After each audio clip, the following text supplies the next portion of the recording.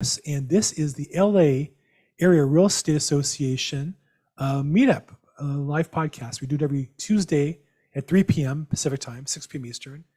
And we also live stream it to Facebook and YouTube. And in addition to that, we also promote the upcoming events for the LA County Real Estate Association program. Today is Tuesday the 11th. On Thursday, a week from Thursday, the 10th, Thursday the 10th, we have our vendor expo at the Iman Center in the Culver City area. It's called Culver City area, but really it's West Los Angeles, just south of 10 Freeway and Motor. Great event. It's free. And we have a great speaker lined up. I actually just did an interview with him to promote him.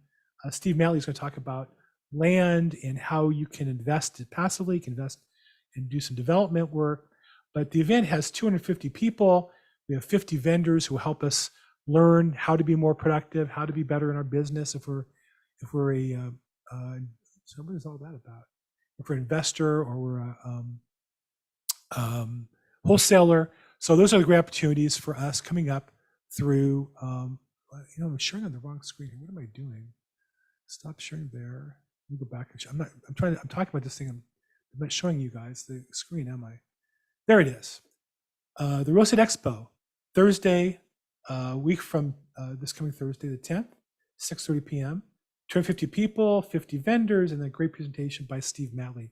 So hope to see you guys there. It's free parking. If you get there early enough, you can take advantage of free parking. If not, you can walk and be nearby. But it's a fantastic event. One of my favorite events every single month I go there. Okay, so let me see. I don't see Leeron here, so we're gonna hold off on her. So another event, those of you who are nearby, on this Thursday, we do a networking event we call Brew Real Estate, BREW. Brew, it's a double entendre. You have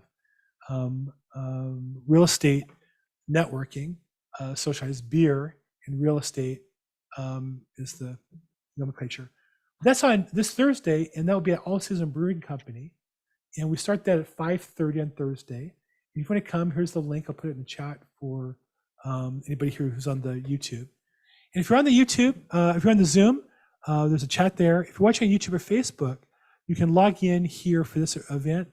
The real estate investing zoom.com is the login, real estate investing Zoom. Love to have you register and participate live if you have questions and can participate with us. So we have a great guest coming on, and she texted me. She's running a little late getting back to the house from out seeing property. But I know that she's on her way. I know she's en route. I'm really excited to share with her because it's a project that I got involved with. I helped her buy the property, and then she fixed up and flipped it and sold it for profit. I know a lot of you guys want to do those kind of transactions, so I want to leave that to you. So all that said, this is meant to be participative.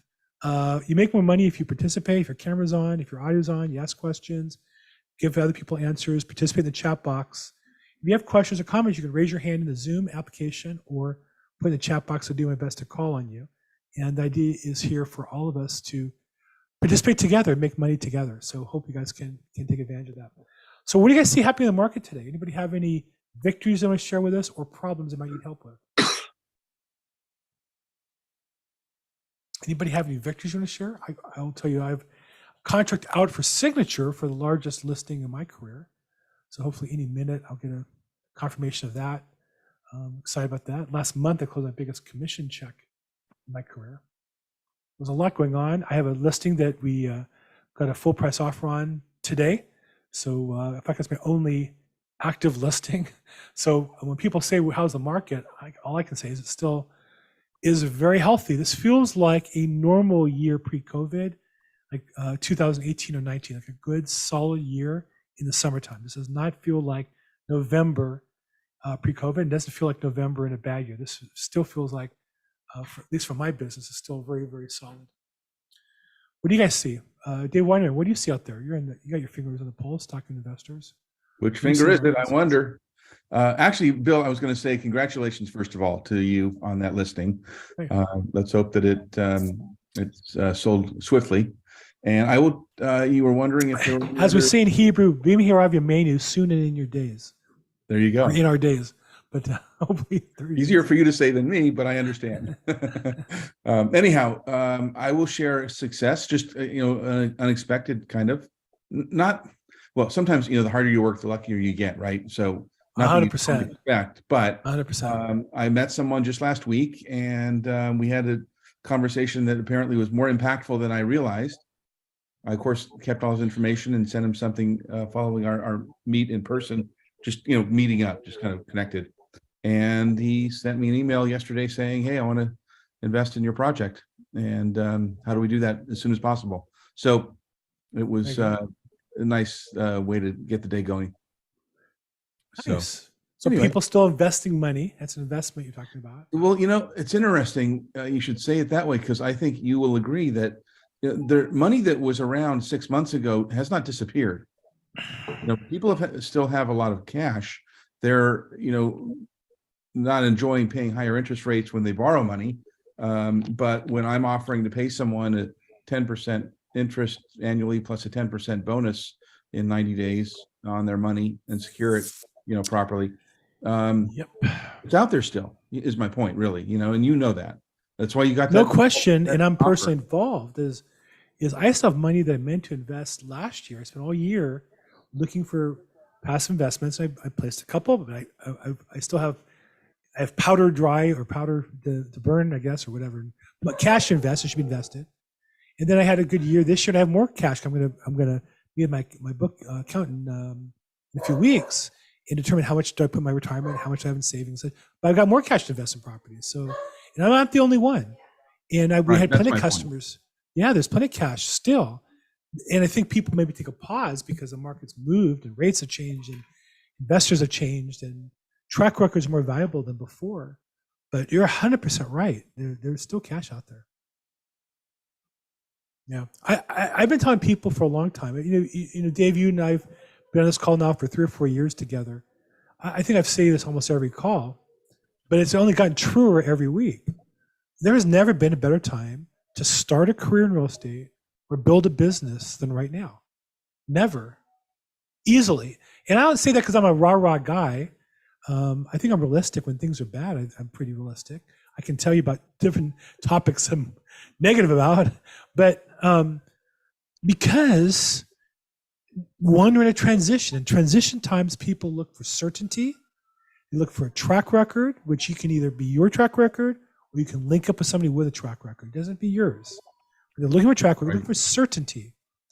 And I think most people get paralyzed and just stop moving, and you just have to keep moving in this market. And if you're moving at all, by comparison to the competition, you look like you're running. It's like a marathon going uphill. When it starts going uphill, the people really slow down. The one who's not looks like he's running away with the race. He's not running more quickly, but he's going uphill faster, or she, than the others. Never been a better time. Bill and Dave, let me ask you guys a question. Sure. And I don't, as you guys both know, I don't currently do investing. I'm a lawyer, real estate lawyer. But when people ask me about the current market, I say, think of it this way. You can buy a piece of property at $1 million. A year ago, you can buy a property at $1 million at 3%, and you're never going to be able to refinance out of that $1 million, whatever that payment is on the $1 million that you financed. But today, you can buy the same property at $750,000 at 7%, and the way the market always seems to go, you will eventually be able to refinance out of that 7% payment, but now you'll be refinancing on 750 instead of $1 million. So it's actually a really good time to buy if you're in it for the long haul. If you're a flipper, that's a different thing. Or if you're planning on, I'm going to buy it for a year and then sell it, that's stupid. But if you're planning on holding on to the property, you'll eventually be able to refinance into a better payment and pay less for the house. Does that make any sense, or am I? Well, two things I'd say. One is odds are you'll be able to refinance. Rates go up, right? Exactly. Go down. Odds are you'll get a chance in the future. And second, as long as the property pencils out now, the challenge people will have is there are people who took deals out 2 years ago, 3 years ago, a year ago that had bridge financing, like they do a value add, they borrow money to do construction, and now they have to refinance. And all the numbers are based on a 3% rate, and now it's at 7. And they were marginal to begin with. They overestimated the rents. They were tight on this. They spent more money than they planned on. They took longer than they planned on. And now all the margins are sliced, and on top of that, the payment's higher. That deal doesn't pencil out in today's numbers. And so it's important that whatever you invest in, they have to look at today's numbers, invest and pencil out in today's numbers, not on last year before's numbers. There are projects I think we're going to find are going to be in trouble, but those are like people with HELOCs, from before they were coming due now. They were going to they didn't refinance them because they were at 3%. Now they're looking at to refinance your home equity line, you might have to refinance the whole loan, and the rate's going to go up. So still gets down to good management, good practice. But generally, you're right. If the deal pencils today, I believe in the long run rates are going to be lower than they are. I think the market says that. Maybe not this year or next, but I think in the long run, I think you're right. I like being right. Well, and you get a charge per hour to be right, by the way. May I comment briefly? Go ahead. I charge the same whether I'm right or wrong. Lovely.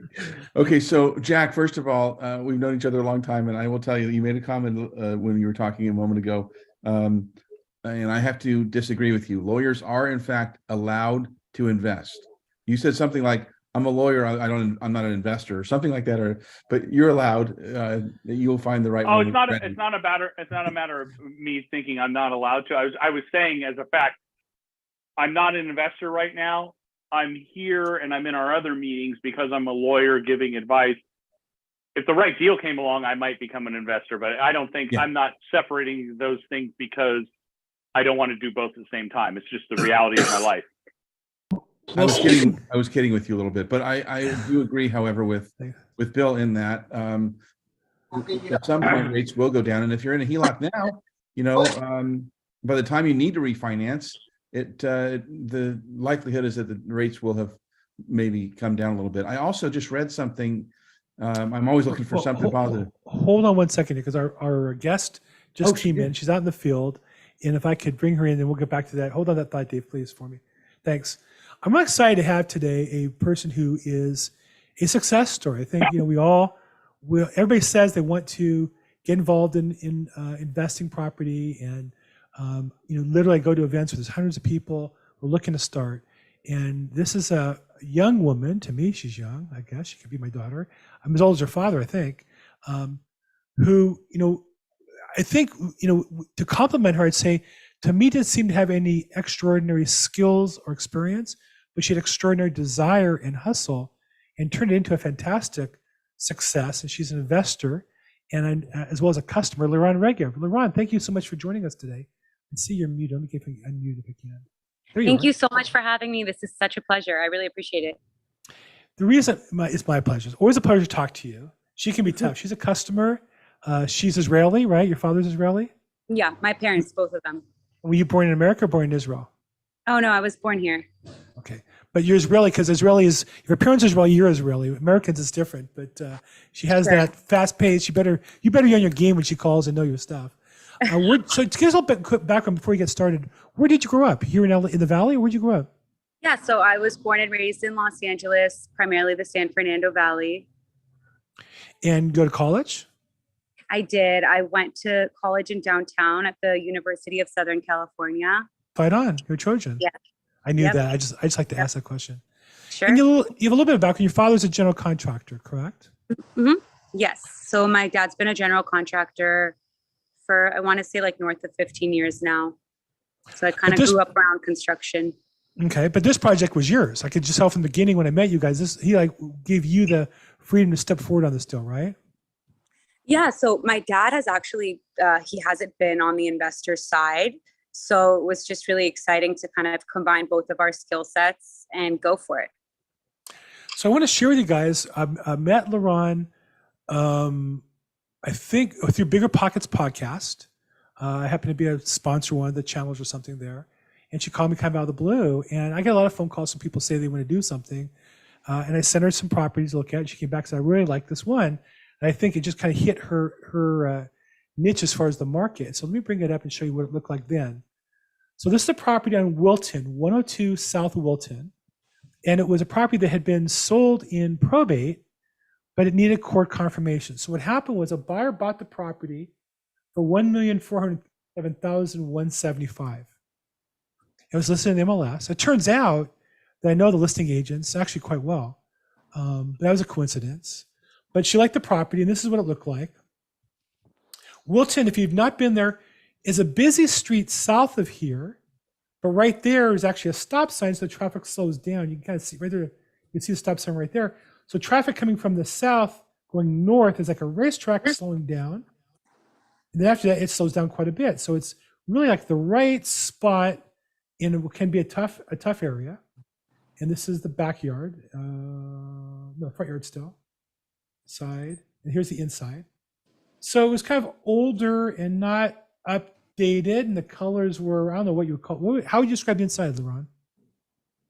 I would definitely say it was more original. The house itself was built in 1919, so it was very period. I guess that's how I would describe it. And the colors, like what about that wall? What do you call that wallpaper? I'm not sure what that wallpaper specifically is called, but it's definitely not from this time period. Scary is what I call it. So you can see kind of like the classic, and how about that checkerboard floor? Is that like it's like 1950s Big Beautiful Tomorrow ride at Disneyland? That's like right out of that era, I think. For those who remember that ride. Okay, and then dated cabinets, new appliance. But basically, so how would you describe the condition of this property? I would, well, let me ask you, how would you describe the condition? I mean, I guess for some people's standards, maybe they could live in it. I'm not really sure. But it was pretty dated. So if you look it was at this, clean. Yeah, it was clean. And it seemed like everything was working. Everything, I mean, I guess it was working somewhat. The ceilings, if you look at them, they're more like lats. Like they were like 2-inch like wooden lats. So it wasn't really like the traditional ceiling you would see today. The floors were really worn out. I mean, they definitely needed, I wish I could have kept them and refreshed them, but they were so old that there was no saving them there. And the bathrooms were just obviously original, like clearly from the 1919 time period. It was clean. That is for sure. Yeah, I have to say the agent did a nice job as far as getting kind of prepared for the market and the best. I think it was buffed up and cleaned up as best they could, given what they had to work with. So I think I would call this clean but dated. Is that a fair assessment? Yes, I would definitely say that. And so this property, now this is all public record information. So this property was bought, but she had to go into court. And so this is the probate court overbid. And so somebody had agreed to buy the property for this price, $1,437,175. And she had been willing to pay that plus 5% plus $500. That's just a formula as the minimum overbid for a property at probate court in the state of California. That's the requirement. So that ends up being, you bought it for about $1.5 million, right? I believe what we closed on is that number, but Yeah. it was a previous number that we came into court. It was I'm sorry, you're right. You're right. Yeah. You're right. This is the final number that we sold at. Yes. Okay.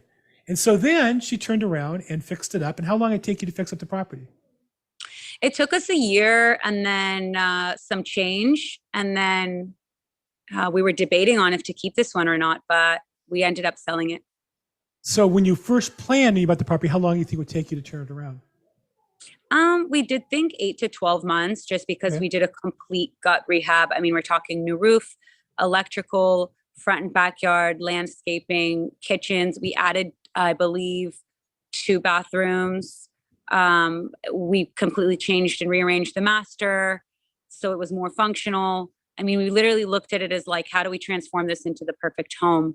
So it was a lot of work. We restored the fireplace, the Batchfelder fireplace over there, custom molding all throughout. I mean, we really wanted it to be period and to really look like the house was restored from the original time. And you staged it? Yep, and we staged it. More lighting? Yes. Redid the More lighting. ceilings? Yep. Recessed lighting for the Redid- ceilings? Everything's redid up to date? Yep. Floors, line. new, We put all Thermador appliances, super high end. We added that little pot filler up there. I mean, we really went all out here. Yeah, and then this is the laundry area. Now you can see the bathroom's completely updated. Unfortunately, it looks better in person. Of course. I mean, it looks beautiful in photos, but in person, it just has a different feel. Yeah, it was magnificent. When I went in, I remember going in before, and it was kind of scary, and the after photos are just, I mean, this is just really a very, very nice, beautiful home. You would not, assume it was the prior home. This is definitely the after photos. And then I think you redid this. This is a master bedroom closet that you created, right? A walk-in closet. Yeah, so it was really interesting. So basically for the upstairs, there were 4 bedrooms and only 2 bathrooms. So there was a Jack and Jill setup and then another bathroom. So there was no really like master. So to make the long story short, we turned the Jack and Jill, we cut it in half and gave each like bedroom its own ensuite. And then we added another bathroom for the 3rd bedroom and then created a master, because there was a room inside of a room in the master. Because back in the day, those were like old day, like sick rooms, like TB rooms, where someone would kind of sit in there and air out whatever like it was that they had. So we basically turned this extra room within a room into a bathroom. And that was the master bathroom that you saw. And you see outside the yard, the landscape also was just breathtaking, I thought. Just a really great job. Thank you so much. The challenge is you're kind of on a border, right? South of there are, properties not restored and not as nice. West of there, Hancock Park. East of there are some nice large properties. North of there, nicer. You're right to transition. So you really made this into the property that fits with the bigger houses and rather than smaller houses, right? I mean, that was a conscious choice. Now, you did this. You had this in the market for how long? Once you finished the job. So we finished in March, I believe. And then for a couple of months, we were kind of like dangling the idea of keeping it. So we kind of held on to it for a bit. And we officially put it on the market. And I remember this day like yesterday, it was the day that rates went up. It was like June something. I don't remember the exact date, but that date was a rate hike. And that date was the date that everything in the market completely kind of like changed and halted, and those bidding wars disappeared. Yeah. Sorry. It took a little bit of courage to hang in there. I know. So we talked about the money side. Now, would the property end up selling for $2.95 million? So you bought it for about 1.5, you sold for 2.95, and then there you have your costs, and then you have a fair profit. Yeah. So do you want to go into? Can you share any details as to what it cost you, or is that getting a little too proprietary? I will say that we made around like 2.5 times our money. So we are also a contractor, so we were really aware of the costs of everything going into it, and we were really like made very calculated decisions as to whether this was going to add value to the home on the resale side or not. My area of expertise, this price range. Sorry. I would say this is certainly not my area of expertise when you get into that price range and those kind of decisions, but you were very much into each of the upgrades and the sizes and the feature set of the properties upstairs. You were very much into that. Sure. I mean, I did, I found the property, financed it, ran like the day-to-day operations, did the design, the front and back landscaping. I mean, just like everything. Of course, I had an amazing team with me and help. I would never take all the credit myself, but yeah, it was a start to finish type of project. So must have been, I was with you in court when you bid. You're excited to get it, and then you got it, and there must have been a moment of, oh my God, what did we just buy? Yes? Oh, for sure. I mean, at the time, it was like peak COVID. People were kind of not buying. There was a moment in time before the bidding wars started where people were halted a little bit because no one knew if the market was going to go up or down or what was going to happen. So we were definitely excited, but at the same time, we were like, oh, the market could either, be fine and our comps will comp out and, we'll sell it fine, or the market could be going on a downward trend. And what did we just get into? And this is such a big project. And, why are we doing this? So yeah, there was definitely mixed emotions when we closed on it, but excited for sure. And so here you are, and it's done. And now you're out looking for new deals, because once you do Yeah. one, you have more confidence. So what was it that gave you the confidence to write the big check and get started? Yeah. So I did study real estate development at USC, and then I worked for a private equity real estate firm shortly out of college, underwriting and looking at the numbers for commercial / like multifamily type properties. So for me, when I was kind of learning the single family home market, it just seemed it just seemed kind of just obvious for me. Mhm. And I just kind of learned the market, understood what comps were, and then just backed out of there. And I thought that this was the way I buy is on a good basis. I feel like if you have enough of a spread and, you're comfortable, then you're not taking on as much risk. Of course, there's always risk associated in any investment. But I think primarily, to make the long story short, it was because I did it because I bought it at a low enough basis. I think that would be the final answer.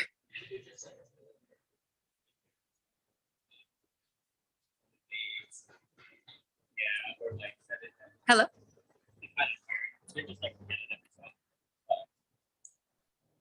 I think we lost Bill. Uh-oh. Yeah, I was like, I'm not really sure what just happened. Hey, Leeron, while we're waiting for Bill to return, because we wouldn't be talking if he wasn't around somewhere.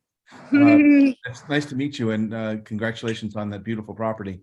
Thank you.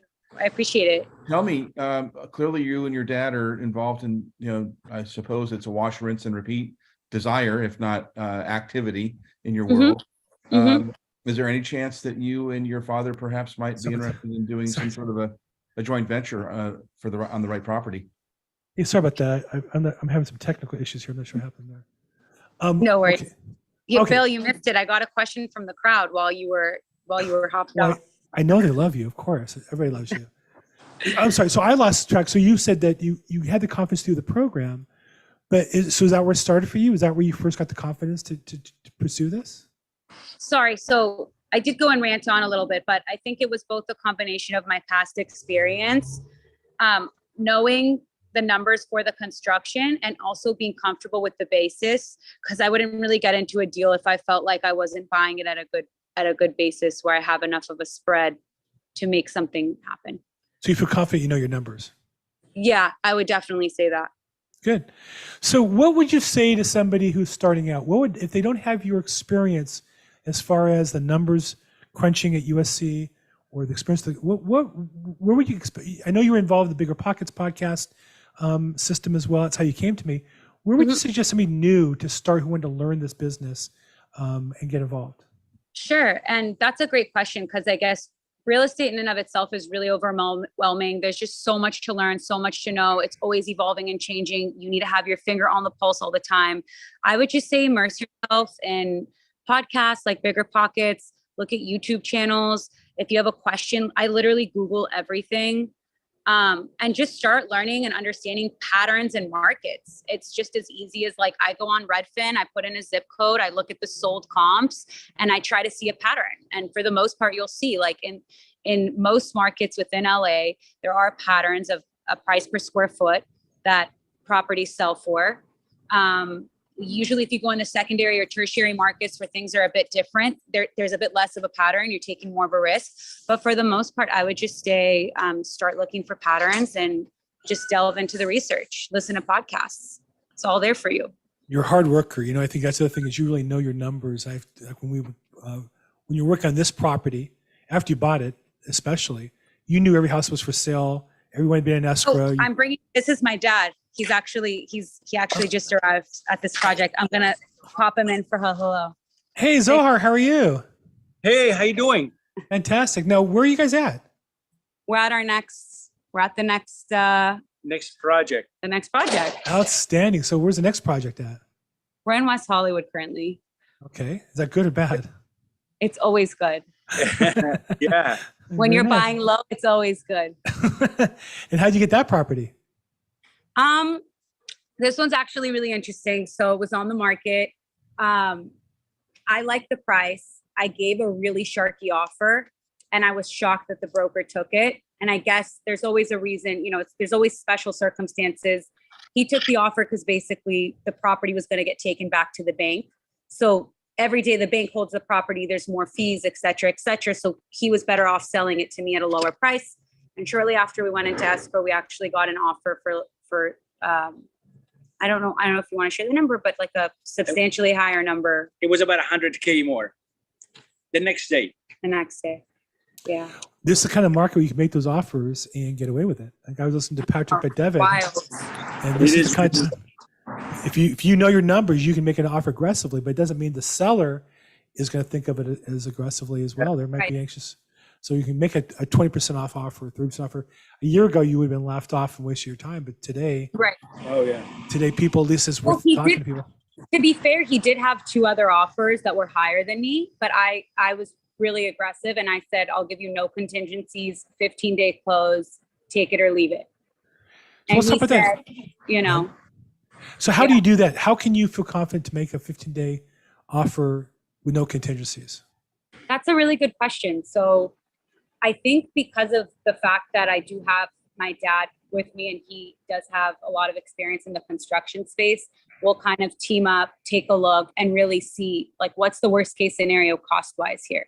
And when you really know the full picture, you try to get as much information as you can, like during your due diligence period. And when you have most of the picture with you, I think that gives you the confidence, and the rest is a gamble. You don't know where the market will be. You don't know what exits will look like, So, And so part of what you're saying is you can limit your risk by bringing the contractor, not a contractor, but the sure, contractor you're going to use, and Sure. get the actual, perception of what it's going to cost.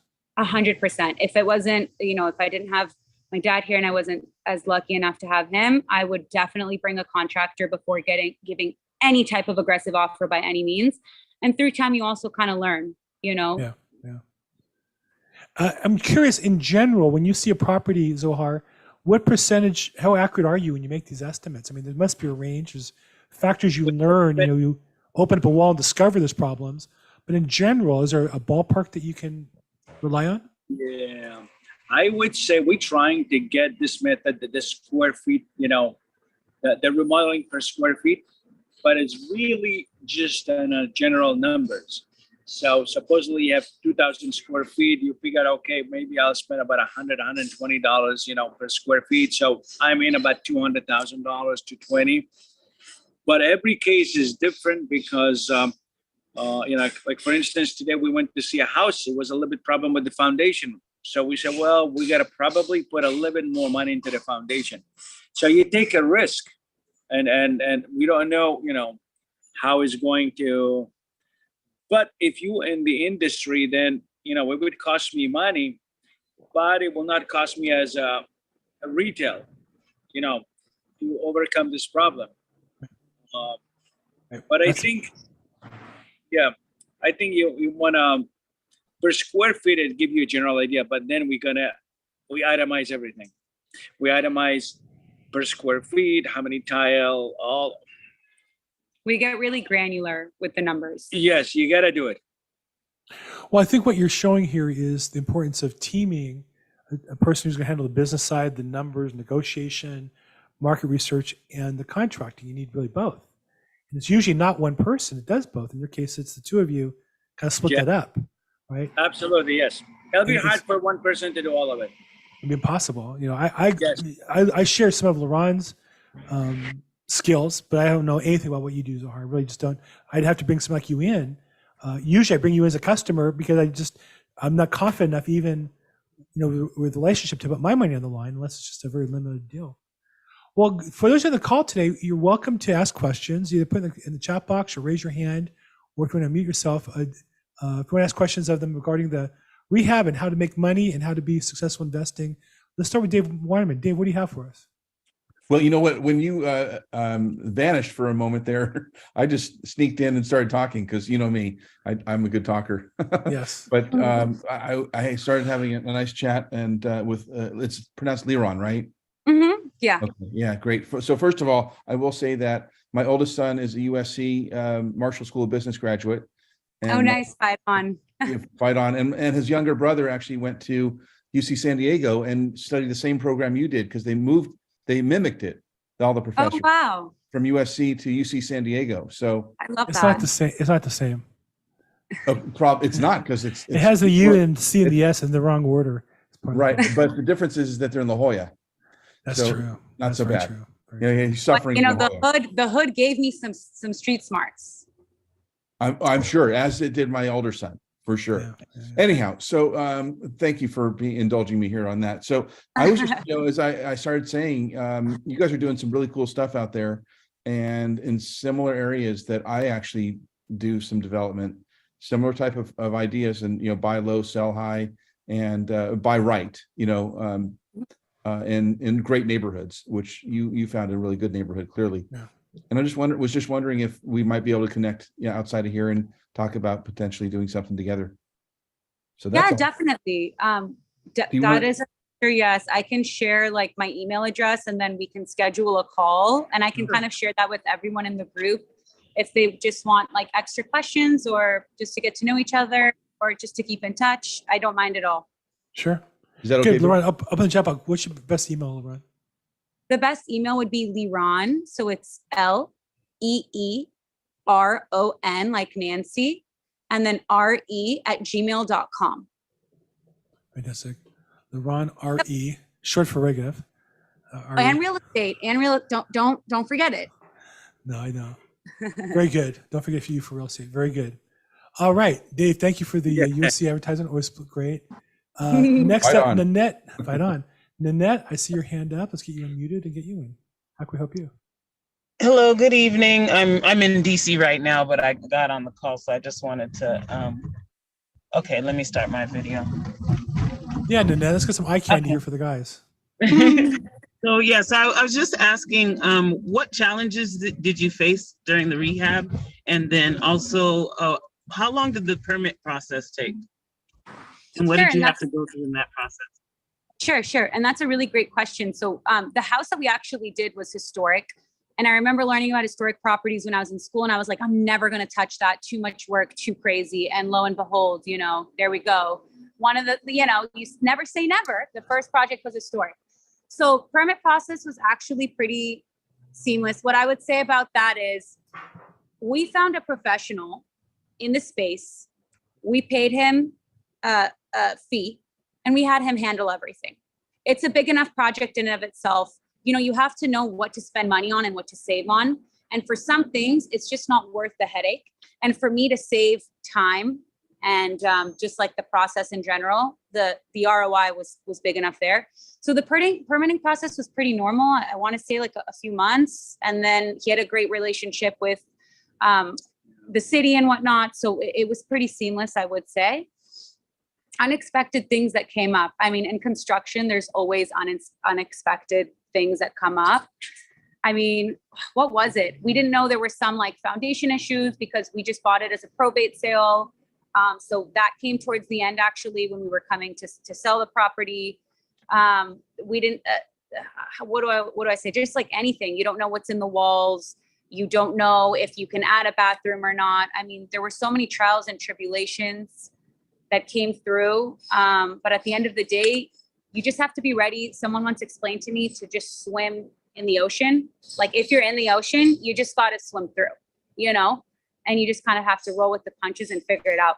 But there were so many things. And I don't remember at this given moment any details. Do you? No, but I think this guy saved us a lot of The permit. yes, because The expediter. He knew the expediter. He did 19 houses of historical in this area. Mhm. So Oh, wow, so he had whatever- great background. yes, so I think it's also about finding the right people. Sorry to cut you off. yes, yes, And being able to leverage them and their resources. Does that answer the question? Absolutely, yeah, that was great. All right. Nanette, thanks. Drive safely, Nanette. Thank you so much for jumping in. Thanks. Okay, other questions? We have anything else for Leeron and Zohar? They are, not only are they successful in investing, they're out doing the next deal already, and I'm sure they're looking for people to work with. I see, Tom, you got your hand up. Let's bring you in. Tom, what's going on? The question that I had for you was, did you add any square footage to the house? And did you leave, if there is a garage, did you leave the garage as a garage, or do you try to ever convert those into ADUs or more livable spaces? So both great questions. For this specific project, we did not add any square footage. It was also part of the fact that it was a historical home, so we didn't really want to mess with that. We also felt that we bought it at a low enough basis where it wasn't really necessary to add the square footage. That just would have taken up more time, resources, and it would not have added as much to the ROI. As We had 3 back. we did add bathrooms though. So for 3 of them example, matches up. so before it was like a 5-bedroom, 2-bath, and then we made it a 5-5. So you add value in different ways because when a buyer's coming to look through at the house, they're like, oh, wow, this is a perfect home. Each of my kids has their own bathroom. They don't have to fight over it, etc. So we added value in a different way than adding square footage. I don't know if that's that answers the question. And then as for the garage, so we ran the numbers. We always run numbers, right? And we didn't know if we would get the ROI for the garage. So we basically drywalled it and left it as is. We did something really unique that we did do on this property is we did a 3D rendering of what a pool would look like if you were to add it in the backyard. And this customer actually did sign on with us because they love the rendering so much. So we will be building them a pool for an added cost as well. And maybe down the line, I think that we will be in discussions for an ADU also. So I would prefer to kind of like take the risk and the numbers off of my side and have them come to me in that way. But if And it made sense, we would definitely do it. And essentially, this house was, in some regards, perfect for an ADU because you had, Yeah. in a street that was impacted, they had a side entrance. So it was a little easier parking, and the 2-car garage Mhm. was like screaming ADU, but the decision was not to because it would have taken more time, more Mhm. capital investment, and Mhm. leave that on the table for them. If they want to build an ADU down the road, they can add that value and put that in their pocket. But the house was built for a family. I mean, it was just really built for that. Fantastic. Good. We answered your question, Tom? Yeah, and I don't know if there's time for a follow-up question, but Go ahead. if there is, the question might be, when you go in and look at a house, using this one as an example, do you think, oh, there's not enough bathrooms or the kitchen needs to be totally redone? You kind of have ballpark numbers in your head of like, well, a bathroom's going to cost about, I don't know, $7,500 and a kitchen's going to cost $50,000. I mean, do you have those Correct. kind of rough numbers in your So head? I'll tell you, our process kind of looks like this. First, we'll kind of run the numbers on like a nominal value. And I'm just going to give random numbers. Like I'll just say, oh, I think it'll cost 100K. Then if we're serious, if the numbers look good, we'll seriously take a look at it and we'll itemize everything on an Excel spreadsheet. So it'll literally be like floors on a price per square foot basis, bathrooms. And then like in the Excel spreadsheet, we'll break down the bathrooms. How much is the sink going to cost? The tile, the labor, the numbers do get pretty granular. And I think that we're both just very detail oriented. So between the both of us, it's kind of like, we'll both look at the numbers. So there's like a double check there. Mhm. But yeah, we do actually go through before giving a very aggressive offer. We'll go through and if we think a wall needs to be knocked down, if we think there's popcorn on the ceilings, we'll put in a cost for that. I mean, at the end of the day, I think that what we learned is that you always want to over budget your construction, which luckily we did do, but you never know. And you have to itemize everything. I mean, even the windows, every little detail costs you money. And that money takes away from your bottom line if it's not adding value. Okay. Oh, who is that? So sweet. This is my grandson, Noah. Oh my goodness, what a cutie. Right, Zai? So sweet. That's Leeron Regev. Hi. Oh my gosh, you have to meet him in person. What a cutie. Yeah. Tom, thanks so much. Sorry, I'm a little distracted here, as you can imagine today. Lucky though. Yeah. Nanette, you have your hand up again. Another question. We'll just get you unmuted. And Yeah, just really quickly. I remember you Sure. saying you're trying to figure out if you're going to hold on to it or Mhm. fix it and flip it. Sure. Numbers wise, why would it have made sense for you to hold on? Why would it have made sense? Yes. Well, because sometimes if you're buying low enough, and this is really rare in LA, but if you do a light lipstick and the rents are there, then you can potentially cash out refi and also cash flow the property. Got So it. I don't know if that does No, that make that's it. sense? That's Okay. it. So you said you would have just done like a light fix up, and then if the rents made sense, you would have held on to it. Yeah, I mean, we bought it at such a good price that if we didn't do anything to it a year later, I think we still would have made like a crazy return Got it. because of the way that things went. But you don't know how things are going to go. Right. Got it. Thanks so much. a couple of times you got a great price. How'd you get the property? Who was the agent that helped you get that one? Best agent ever. You know what's funny? I do want to add to the story How here. did you get the property? Oh, come on. No, He was so there too. Zohar was in the courtroom too. I know. So, first of all, Bill, when you and I were on the phone, Bill actually told me, he was like, I said, do you have anything? He goes, no.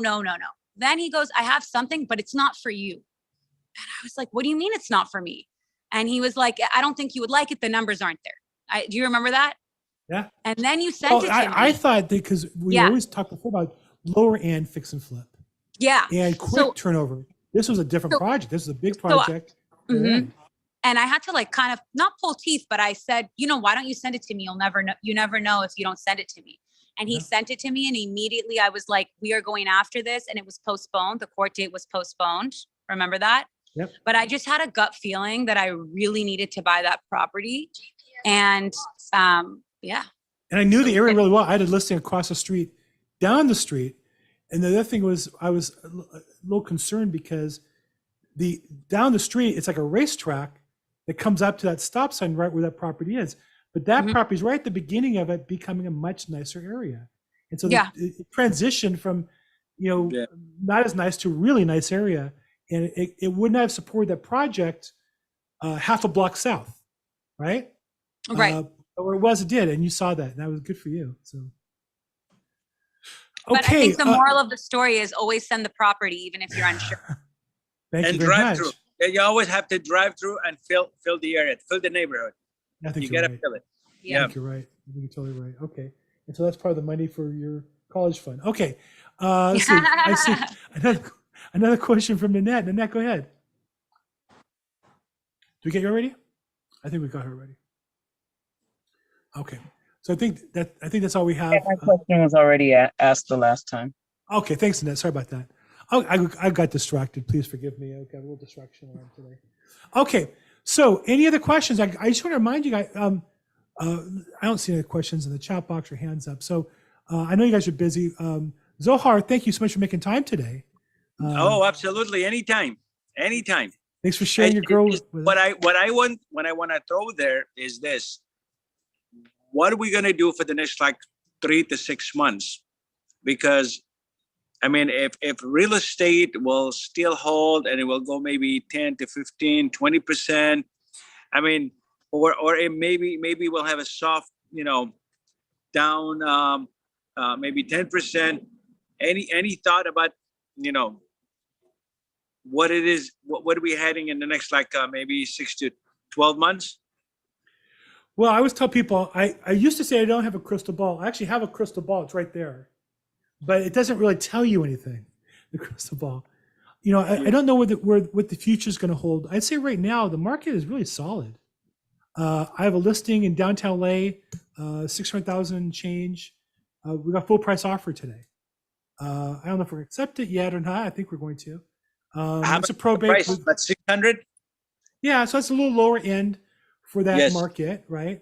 But still, Yeah. it is what that's what it's worth. It comps at that, and so I would say that I have no listings that aren't in escrow or closed. I mean, it's just the market. It keeps surprising me, but it keeps closing. And I know. moving. I thank God it's been really good for us. But some people have to sell. Some people have to buy. They have money, and it makes sense for them. And there's enough in Los Angeles, and there's little enough product that it makes sense for the prices, I think, to stay where they are. So unless something changes, I don't see the prices dropping much in Los Angeles. There's no room for them to. Yep.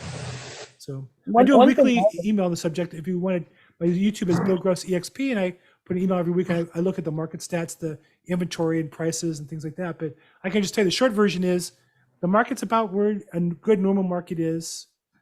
Inflation is going to be 8%, and our houses are going up by 10 or 12%, it looks like. And Paul and Leeron, you guys should get together. I have both your contact information. Paul, I'll put you together with her as far as the expediter. This is Nanette. I was just gonna say, because of interest rates and all those things, Mhm. I would just look closely at what's selling around the house that you guys have all the time. Mhm. Check out what's going pending, what's active, like be extra vigilant, just to, have your finger on the market at every step. I think things are changing so much right now in the economy that it's just more important to be more vigilant with tracking what's going on around the properties you have. I will say this: Leeron can't be extra vigilant. She already is as vigilant as you can get. She knows Maybe literally. football.